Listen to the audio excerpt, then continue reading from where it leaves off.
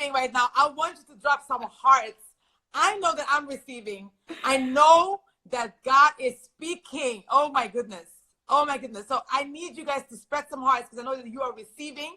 The God is speaking. He's challenging you. I know it for a fact. I know it. I believe it.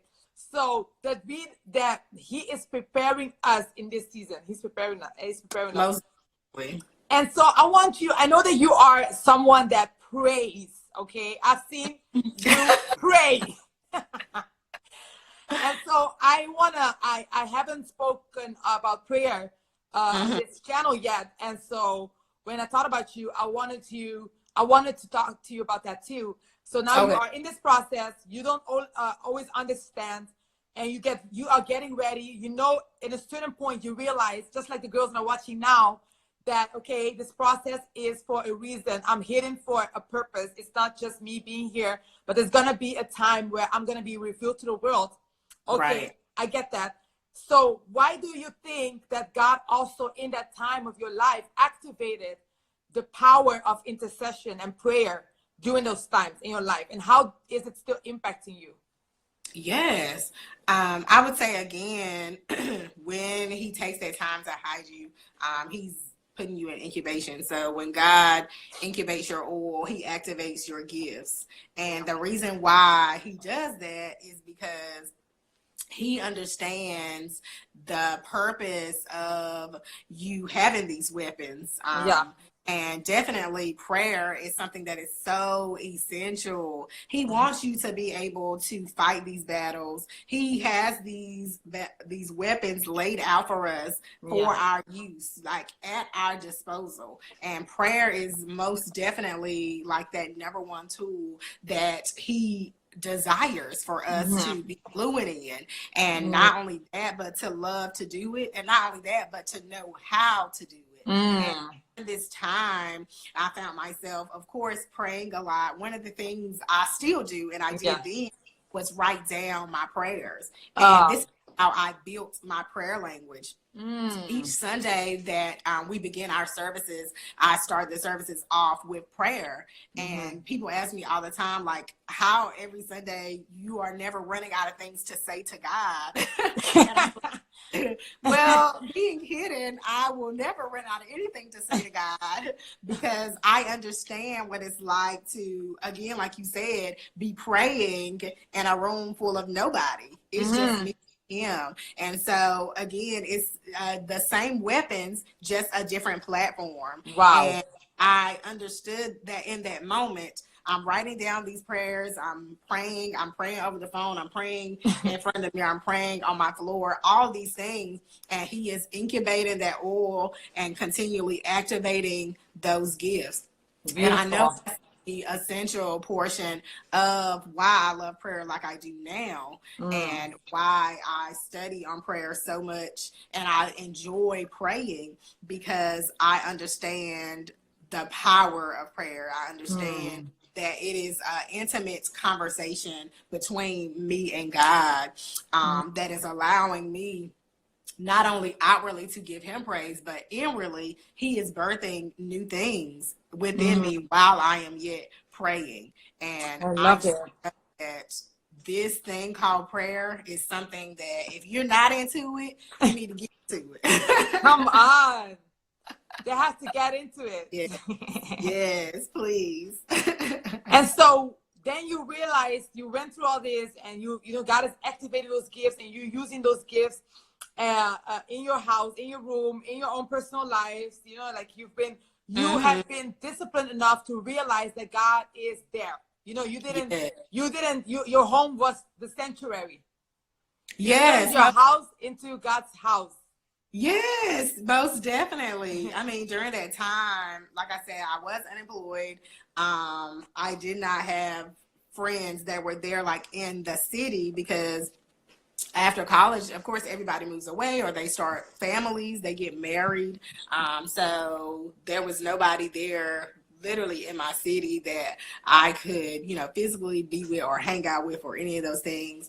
And then at that particular time, I just moved back to the city that I was from college. And so I was not even at like a church home. So just imagine, of course, Monday through Friday, you don't have a job to go to. And then on Sunday, you don't have a church to go to. Wow. So you have all of these days, and clearly it becomes depressing because you're like, well, what are you doing with me? Like, why does it feel like I'm stuck in this one place? And just him encouraging me to, you know, keep pushing and to keep growing while I was waiting is what truly allowed me to birth out the gifts that he instilled in me at that time. And I think that is what everybody should really understand, is that God truly wants to get the best out of us. Yeah. And it's about our expectations. You know, we should never lower our expectations of what he is doing. I feel like we lower our expectations, then we limit God's execution. He wants to execute so much in our lives, like top-notch stuff. Yes. So we have to have, even in our lowest point, continue to lift our expectations of what we want to see God do. Lord, I know I'm in a low place, but what are you trying to get out of the situation? I know I don't see you right now, but I still trust you. I think it's so beautiful, because I even the way you say lower, you know, it's like whenever we put up expectations before him, it's always lower. It's like, because his are better. You know, if we put aside, if we put aside his for ours, it's always lowering. Right. Because it's never exceeding his, because his are the best. Yeah. And that's what I want you to talk about now, is how does it look like now? You know, like that stage of transitioning into the call, you know, and how does it feel like or look like, and how is it satisfying you, or, you know, like how does it feel to be this person now after this process? I would definitely say it's all about just adaptability. Like, I feel as though and change, like true change is when God's imposition fosters your transformation. So when you allow God to impose on your plans, and when you thought life was gonna be like, ooh, by 33, I'm gonna be married, I'm gonna have some kids, I'm gonna have a big house. Like, no, ma'am, no, sis, that's not it. You know. So you're allowing God to impose his plans on your life and truly transform this great transformation. And it starts with just being able to adapt to this new change. So now I'm not, you know, in this one place or in this house praying, because he has now allowed doors to open so that I can use these same weapons and these same gifts, just a different platform. Beautiful. My eyes and my thoughts, you know, are to pleasing him even the more, because now we have souls involved that I physically in front of and that I'm physically reaching each day. And it truly takes, again, just that shift in perception. And now, you know, this is a new process. So now I have to, again, there is power in the perception of my process. I'm perceiving this as, well, thank you, Lord, for this platform. I'm going to continue to give you the glory right where I'm at.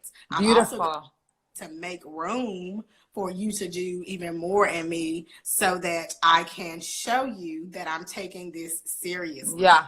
You can trust me with this gift. You can trust me with this platform. You can trust me in this season. And I don't want to let you down, because I know you're going to let me down. Yeah. Like, you don't think not gonna start with me. Yes. And so you're saying, like, I'm basically, I'm not stop growing. I'm gonna continue to grow. Yeah. You know, even though I'm revealed now, I'm doing these things now, I feel it, I'm living it, but at the same time, I want to please you by keep growing, by keep remaining open. Remain open to whatever is next. Most definitely. Because this is not, it's not the end. It's not the end. It's not the end. My pastor always says, he didn't bring me this far to bring me this far. Yeah. You know, He has more for me, and he has Beautiful. for me. And all we can do is continue to, again, lift our expectations, allow him to continue to incubate our oil, activate new gifts, and be obedient. Obedience, oh my God. Talk about it. Another story. Talk about it. We're breaking the silence. We're breaking the silence. Obedience is like the number one thing that will open up so many doors. I always talk about how obedience is the currency of miracles. People don't understand that when you obey God, you unlock so many miracles in your life. I have been a true testament that obedience will disrupt your complacency. Wow. When your destiny requires greater. When God is requiring greater for you, your obedience will disrupt every comfort zone, everything that you was leaning on, every mechanism that you was dependent on. You have to change your survival tactics. Come on. Your survival tactics. You can't survive that way anymore. You have to survive by being obedient and allowing this obedience to unlock every single miracle in your life. And I promise I'm a testament of it.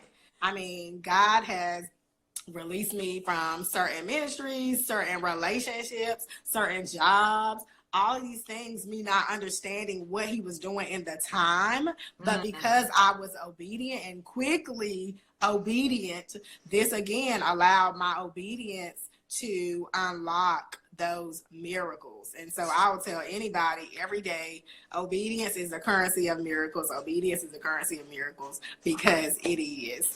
Wow. Oh my gosh. I think I see a lot of different girls coming in right now, and I feel like you are late. I'm like, oh my goodness. Okay, so